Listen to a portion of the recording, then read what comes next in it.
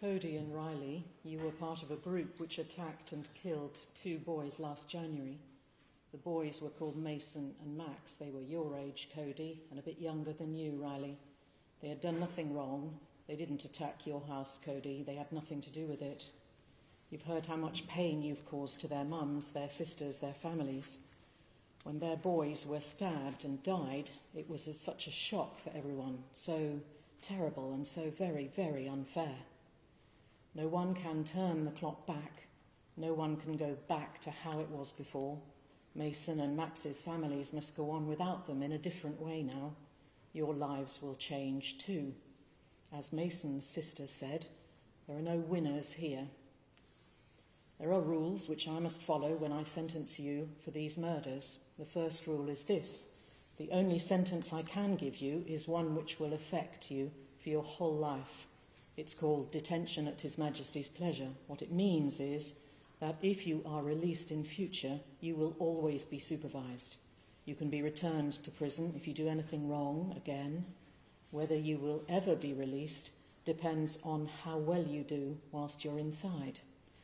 That is what people mean when they talk about your rehabilitation. You must work hard at that. If you work as hard as you have been doing already, then you will have a good chance of being released. But that is something that people called the parole board will decide in future. The parole board can't start to think about releasing you until you have stayed inside for some years, called a minimum term. I have to set that minimum term. The rules set a starting point for it. I have to think about the things that make the murders worse. Those increase the minimum term. I also think about the things about you which should count in your favour. Those lower the minimum term. Cody, you ran after Max and stabbed him. It was a deep wound. We've all seen the knife that you used. It was long and sharply pointed. You used that knife to stab Mason as well on your way back to the car. You knew it was very wrong to take that knife and attack anyone with it. We saw you hiding your knife afterwards. You got rid of your phone. Your brother took your clothes and burnt them. Your starting point is 20 years. The offences are made worse by these things: taking and using that long and dangerous knife. How scared Mason and Max would have been being chased by 4 boys they didn't know, boys who were carrying those long knives. Mason being stabbed and dying outside his front door where his mother has to walk every day. People in their homes right there, whilst you are running down the street with those knives, whilst you're stabbing boys who live there. The group of you going there and doing that, all for revenge on Westers. The things that count in your favour, Cody, are these. You were not well looked after growing up. I'm not going to go into detail, but I've read about your father's illness and his death and your mum's difficulties. Your older brother moved away, so you were the oldest there with your mum, looking after the others, trying to feed them. You haven't done anything like this before. You haven't hurt anyone or injured anyone. You've told your youth justice worker that you felt you had to carry knives for your own safety. Your home life meant that you missed out on a lot of schooling. You have some educational difficulties, but you're going to classes now and doing well. People like you. They like talking to you and they want to help you. They think that you're worth helping, and that if you had help before, you mightn't have done these terrible things. I've thought about all of this and everything that's been written about you. This is your sentence. You will be detained at His Majesty's pleasure. The minimum term is 23 years and 44 days. Riley, you were the oldest. You took a baseball bat. You didn't have a knife. You chased after Mason with that bat. You can be seen appearing to use it twice, but there were no bruises on Mason, 1 on Max.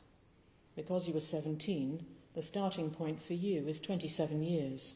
But I agree with the experts that your thinking was more like a much younger boy when you joined in with that group. The offences are made worse by these things. Being in a group with others who had long knives.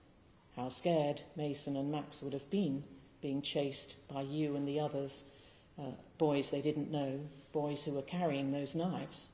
Mason being stabbed, dying right outside his front door where his mum has to walk every day. People in their homes right there in that street, whilst you're running down their street with those knives, whilst you're stabbing boys in that street. A group of you all going there and doing that for revenge on Westers. You knew how wrong it was to take a weapon and attack those boys. You got rid of that bat later. The things that count in your favour, Riley, are these. You were not well looked after growing up. I'm not going to read out any detail, but I've seen what's been said about the adults in your life. You were not properly cared for, and bad things happened around you. Your home life meant that you missed out on a lot of schooling. Staff where you are now say that you're trying really hard and doing very well. You've completed some cadet training and got certificates which you're really proud of. Staff who work with you like you. They like working with you. Your youth justice worker says how sorry you are. I've read your letter and I believe you.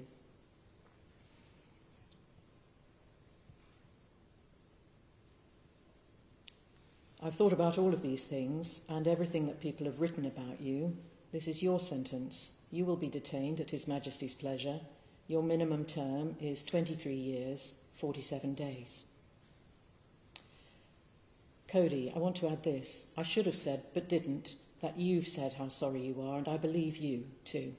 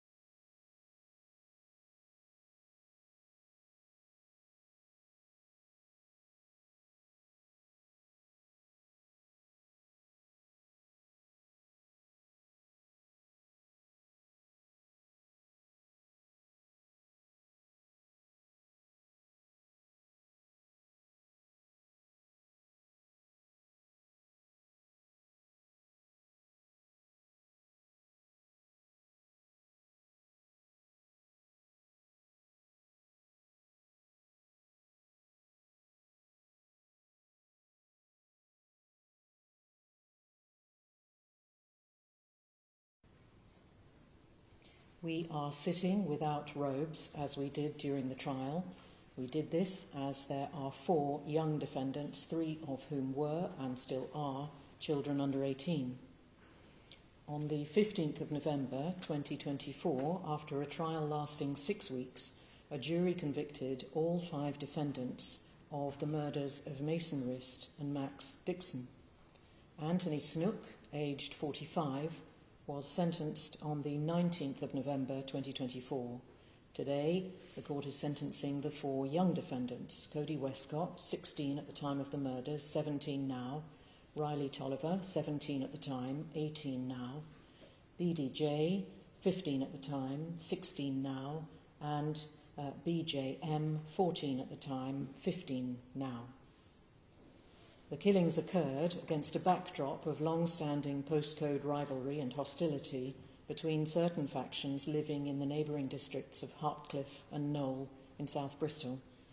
At about 7 minutes past 10 on the evening of Saturday, the 27th of January 2024, 3 youths, hooded and masked, each carrying a large machete or killer zombie-type weapon, went into the front garden of an address in Hartcliffe and attacked it, throwing bricks and large stones, appearing to challenge whoever was inside to come out. The attack broke every front window and injured a woman inside. She was at home alone with her son, Cody. Cody was then aged 16. The attack was captured on a CCTV camera positioned on the front of the house. The 3 attackers were believed to have come from West Knowle. To date, none of the 3 have been identified or apprehended. The court learnt at trial that this was the 3rd such attack on the same house in recent months, none of them leading to any arrest. Cody's older brother Bailey, then aged 22, was notified. He was living some 10 minutes away by cab from the family home. Such telephone records as the police were able to obtain showed that Bailey started calling around family and friends immediately, reporting that his family home had been attacked and his mother injured, and that Westers had done it. One of the first people that Bailey called was a friend of his, Anthony Snook. At 10 past 10, when Bailey called him, Snook was driving back from Swindon with BDJ in his car. CCTV shows Bailey arriving at the family home at 10:37. Snook is shown pulling up in his Audi Q2 12 minutes later at 10:49. 5 minutes after that, Snook walked out to his car with Cody and BDJ.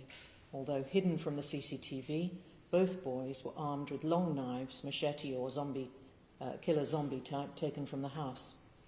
At trial, Snook, who was the only one of the defendants to give evidence, said that someone had asked him to drive the boys to a safe house. This was an obvious lie, which the jury rightly rejected. I am sure that he was asked and agreed to take the boys on a revenge mission to Knowle. On the way, he picked up Riley, who was armed with a baseball bat, and BJM, also armed with a long knife. Snook drove that armed group over to Knowle, arriving there shortly after 11. There he drove them round the streets for some 14 minutes, sharking, as the prosecution put it. Passing down Ilminster Avenue for the first time, they saw a teenage boy. That boy was Max Dixon, walking down to his friend Mason's house. Snook turned the car, and driving back, the group saw another boy come out of a house and start to walk down the street with the first. The second boy was Mason Rist. As none of the young defendants answered questions in interview or gave evidence at trial, and as Snook plainly gave a false account to the jury in his evidence, it is impossible to know what prompted the boys in the car to decide to attack Mason and Max. One can only assume they thought wrongly that Mason and Max had had something to do with the earlier attack on Cody's family home. Snook drove past, turning the car once more before stopping beside Mason and Max on the pavement. The 4 armed boys in the car got out and went over to them. CCTV from houses along Ilminster Avenue captured most of the terrible events of the next half minute. Riley and BDJ were the first to reach the boys on the pavement. Riley can be seen raising the bat and bringing it down. The 2 boys fled back in the direction of Mason's house, Mason running over to the opposite pavement, Max on the near one. The CCTV camera at Mason's front door captured Mason being chased by BJM and Riley. Max being chased by Cody and BDJ. BJM stabbed Mason once. Mason fell, and Riley can be seen aiming a blow at Mason with the bat. Riley and BJM then ran back to the car. Meanwhile, out of sight of any camera, Cody stabbed Max, who kept running. Cody turned back to the car, stabbing Mason again on his way back. BDJ carried on chasing Max for a short time, appearing to lunge at him as Max turned sharply away into the road. BDJ followed for a moment before turning and running back to Snook's car. Snook made a turn in the road before driving back past Mason, by this time on the ground, badly wounded, and racing home. The whole attack, from the moment the armed boys got out of the car to the last one getting back in, lasted 33 seconds. In that time, Mason received 2 stab wounds, one to his front, 21 centimetres deep, inflicted by BJM, and one to his back, inflicted by Cody. Max received a single stab wound to his back, inflicted by Cody. The wounds to both boys allowed them to carry on running for a short time, but in each case, the internal damage which had been caused was unsurvivable, the blood loss too great. Members of the public, police and paramedics did all they could. The boys were rushed to hospital but couldn't be saved. They both died shortly afterwards. Snook dropped off 2 of the boys on the way back to Hartcliffe. He took Cody and BDJ back to Cody's house. CCTV shows both boys running in carrying long knives. Within minutes, Bailey is captured on CCTV at the back of the house, carrying out clothes and setting a fire in the back garden. Bailey had by this time been joined at the house by his friend Jamie Ogborn, aged 26, who can also be seen outside tending to the fire. Ogborn later took Cody and BDJ to his house, where they stayed overnight before leaving the next day. Bailey and Ogborn pleaded guilty to 2 counts of assisting an offender arising out of their actions after the boys arrived back. They were sentenced yesterday. The police traced Snook almost immediately by the car registration captured on APNR going into Knowle. It was not long before they had identified the link to the house in Hartcliffe, and through that, the identity of other suspects, including these 4 young defendants. The house in Hartcliffe was searched the next day. 8 knives in all were recovered, including the 2 taken to Knowle by Cody and BDJ. These 2 knives were truly fearsome, one a machete with a 48-centimetre blade, the other a killer zombie type, black, with a 51-centimetre partially notched blade ending in a sharp, slender point. It is an offence to sell such knives in this country. No phones belonging to any of the young defendants were recovered, nor was the knife which BJM used to stab Mason. Mason, 15, and Max, 16, had been best friends for a long time. They were simply and tragically in the wrong place at the wrong time. They had had nothing whatsoever to do with the earlier attack on the address in Hartcliffe, or with any strife between the neighbouring districts. The CCTV capturing their brutal cutting down by these defendants is shocking and distressing viewing. The court has seen and read moving personal statements from Max and Mason's mothers and from 2 of their sisters. Mason's sister, Chloe Dorr, and Max's mum, Leanne Eklund, bravely stood up in court today to tell the defendants about their loss and how it has affected them. All speak to the terrible grief they've suffered and will continue to suffer. Mason and Max were good boys from homes where people loved them very much. They had their whole lives ahead of them. The shock of such vicious weapons in young hands causing deaths on a residential street affects everyone in the community, even those who didn't know Max, Mason, or their families. Nothing can undo the dreadful events of that night last January. Nothing can bring Mason and Max back. No sentence which this court passes can lessen the sense of loss and grief caused to their families, nor does it represent in any way the value of those young lives. By law, the only sentence for murders committed by people who are under 18 at the time is one of detention at His Majesty's pleasure, under Section 259 of the Sentencing Act 2020. In this case, for each defendant, there will be 2 such sentences running concurrently, side by side. Such a sentence affects the offender for their whole life. If they are released, and that can only happen if the parole board decides in future that it's safe to do so, they are released on licence with rules they must follow. They can be returned to prison immediately if they break any of those rules or if they commit any further offence. It is in that way that the sentence protects the public. The sentencing court is also required to set the minimum term of detention which each boy must serve before the parole board can consider him for release. Schedule 21 to the Sentencing Act 2020 sets out the steps which the court must follow when setting that minimum term. When setting the term for an offender under 18, as 3 of these defendants still are, the court is required by law to have regard to their welfare. For all defendants, the court must also take account of any relevant overarching sentencing guideline, here the Sentencing Council guideline, Sentencing Children and Young People, which I'm going to call the Child Guideline. In particular, paragraph 1.5, which is in my view so relevant to the present case that I set it out in full.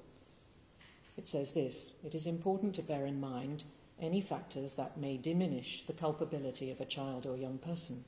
Children and young people are not fully developed, and they have not attained full maturity. As such, this can impact on their decision-making and risk-taking behaviour.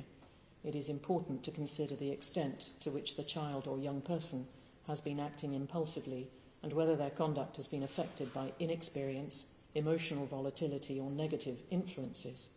They may not fully appreciate the effect their actions can have on other people and may not be capable of fully understanding the distress and pain they cause to the victims of their crimes. Children and young people are also likely to be susceptible to peer pressure, and other external influences and changes taking place during adolescence can lead to experimentation, resulting in criminal behaviour. When considering a child or young person's age, their emotional and developmental age is of at least equal importance to their chronological age, if not greater. The guideline on sentencing offenders with mental disorders, developmental disorders or neurological impairments applies to defendants over 18 years, so potentially to Riley, although his developmental age and maturity, as revealed by the reports I have read about him, is so very much lower than his chronological age as to make the child guideline, in my view, more relevant so far as he is concerned. The law recognises that children and young people are to be treated differently from adults. The minimum terms which I set for each young defendant are much shorter than they would be for an adult.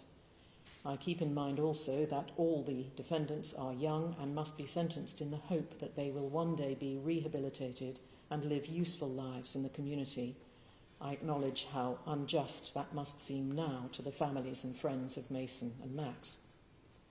All counsel are agreed that the facts of this case, involving the murders of 2 people in the same incident, would engage paragraph 3 of Schedule 21 had the defendants been adults at the time. Paragraph 5A of Schedule 21 sets out the equivalent starting points which apply to child offenders, depending on their chronological age at the time the murders were committed. The starting points under paragraph 5A as applied to these defendants are as follows. Cody, who was 16 at the time, 20 years. BDJ, 15 at the time, 20 years. Riley, 17 at the time, 27 years. BJM, 14 at the time, 15 years. These are the starting points, but not the end points. The law is clear that chronological age of children and young people is not at all the same as developmental age.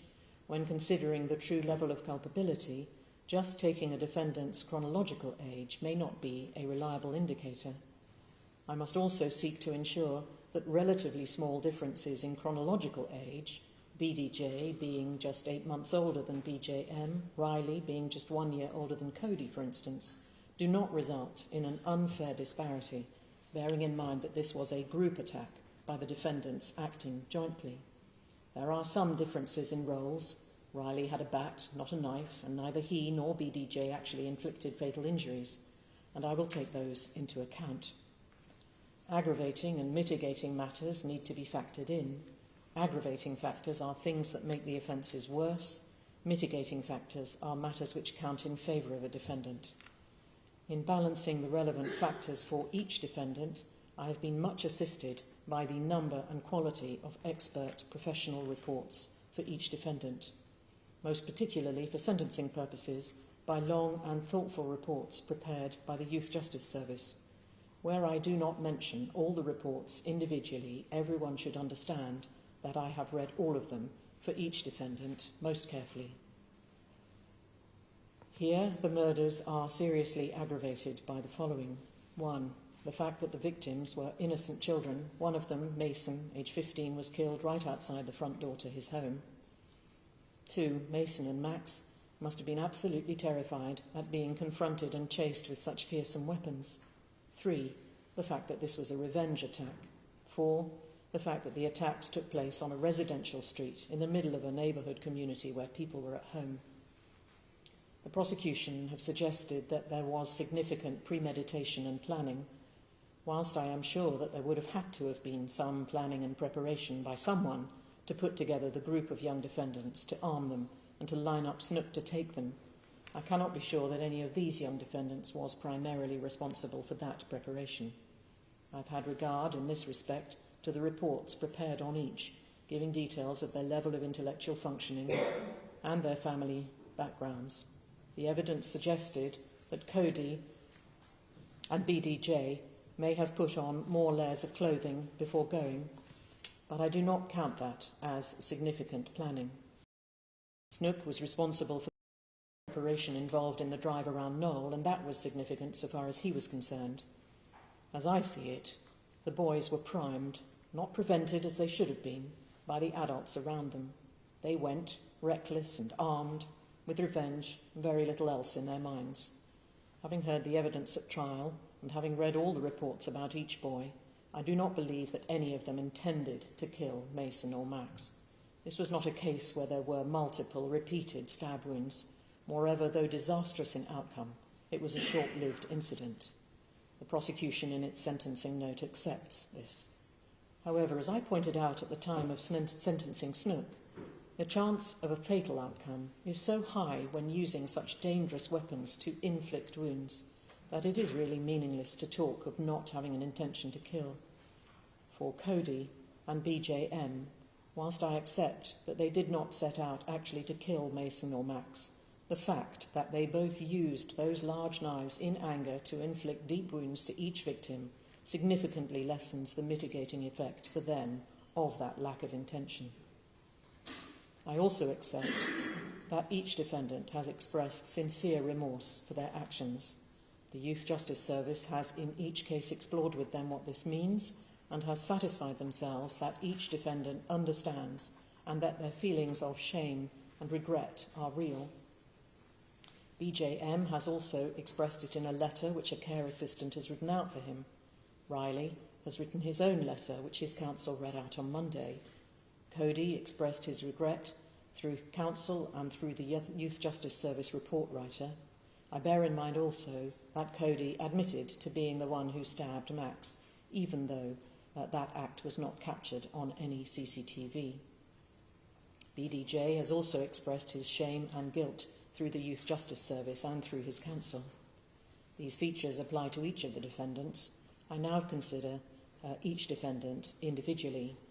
First, Cody. Cody, who is 17 now, has no previous convictions, cautions or reprimands. The Youth Justice Service report makes very sad reading. I shall not repeat the details here.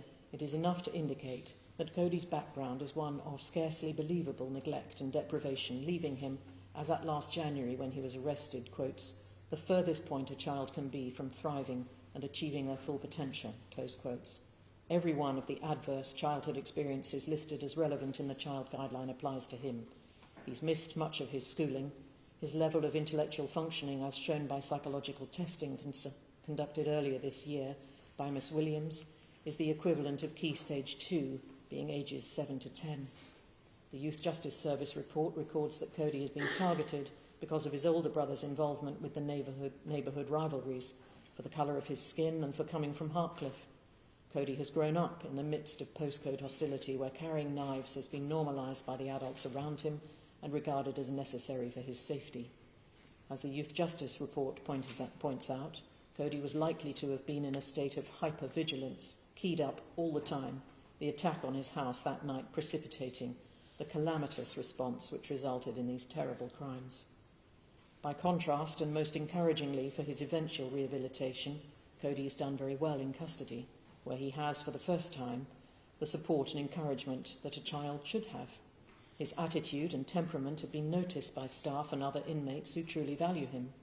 It has led the Youth Justice Service report writer to conclude her long and careful report by saying this: professionals who have worked with Cody over the last 10 months have repeatedly hypothesised that offending behaviour could have been prevented if he'd been provided with the nurture essential for trauma recovery. Close quotes. Next, BDJ, 15 at the time, now 16.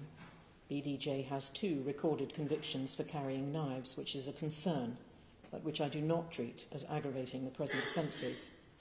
The Youth Justice Service report refers to adverse childhood experiences, whilst noting that BDJ has the benefit of a supportive and caring mother. BDJ was convicted of these murders on the basis of secondary liability only. He carried a large knife and he chased Max with it, but he didn't use it to stab either boy. BDJ has educational and learning difficulties. Dr. Green's and Dr. White's reports identify clinical indicators for a number of mental disorders of the types which the adult guideline specifically identifies as affecting culpability. His counsel, Mrs. Vigars, points to the adverse effects of these mental disadvantages born and raised within a neighbourhood of community tensions. She asks rhetorically what choice BDJ could really have made with his disadvantages and returning to a house with adults full of tension and anger bent on revenge. BDJ has also benefited from intensive education and support at his placement, where he's doing well. Riley, 17 at the time, is now just 18. He has 2 cautions for criminal damage from some years ago. They're irrelevant for present purposes. Riley was profoundly disadvantaged growing up. Again, I shall not provide details, but there was constant neglect and deprivation in his home, growing up with adults who did not or could not provide basic nurture. His childhood, too, was adversely impacted by the neighbourhood rivalries and by a culture at home where knives were normal. He's had very little schooling. Only now, in custody, has Riley been able to get the type of help which has allowed him to learn to read and write. He has handwritten a letter addressed to the court and the families, which his counsel read out on Monday. His test scores place him at the lowest level of intellectual function for his age of all the defendants in an already very low-scoring group.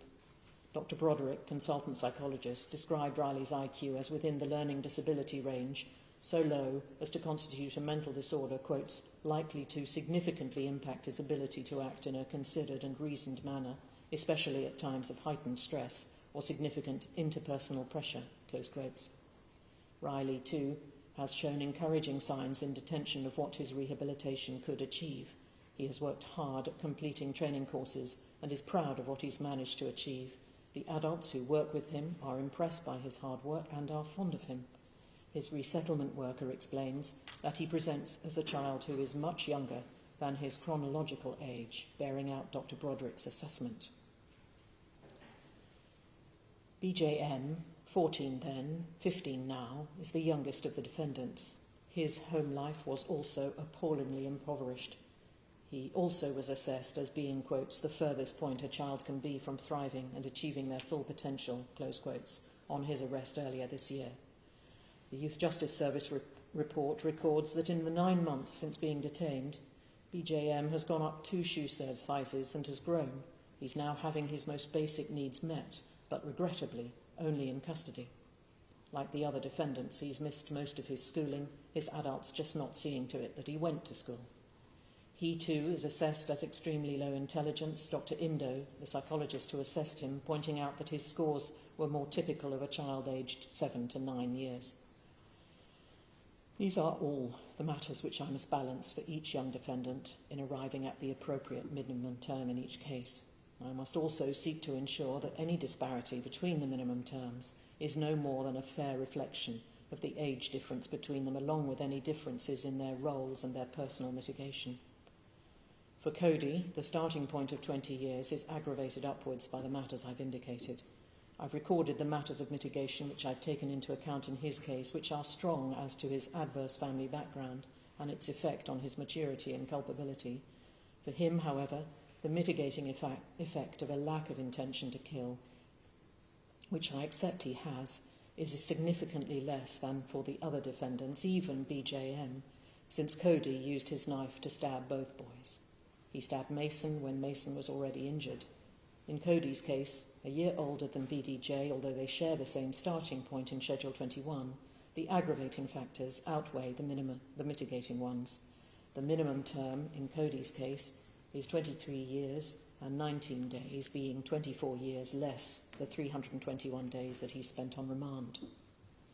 BDJ has the same starting point in Schedule 21 as Cody, 20 years, although he was a year younger, at 15, not 16, and just 8 months older than BJM.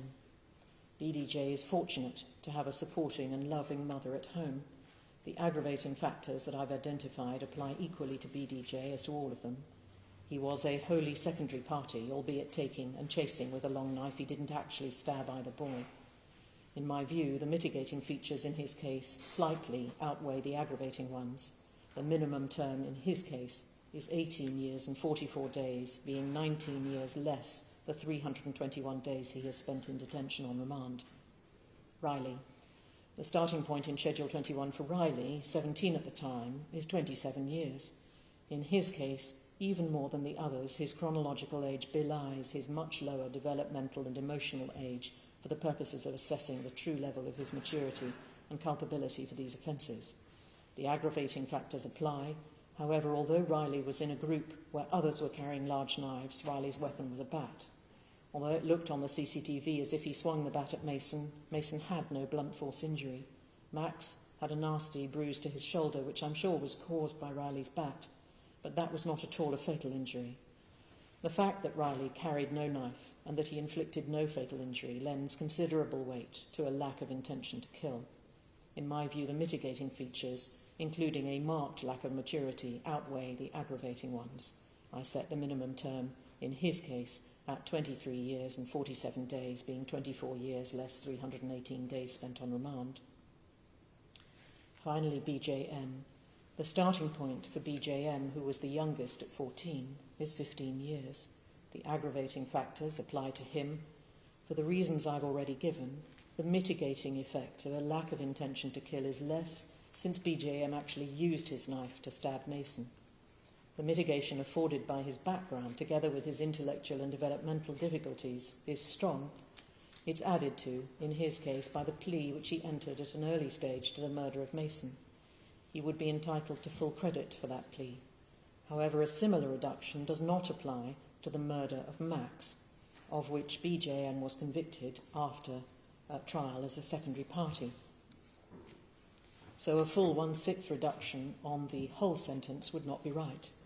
Ms. Brunner suggested that a 2-year reduction would be appropriate as reflecting 1/6 of the 13-year starting point which would have applied to a single murder committed by a 14-year-old carrying a knife. I conclude that this is too great a reduction given the allowance for totality taken into account in the 2-year difference between the 13-year and 15-year starting points. I have concluded that the just and proportionate reduction for BJM's plea to Max's murder is somewhat for BJM's plea to Mason's murder is somewhere between 12 and 18 months.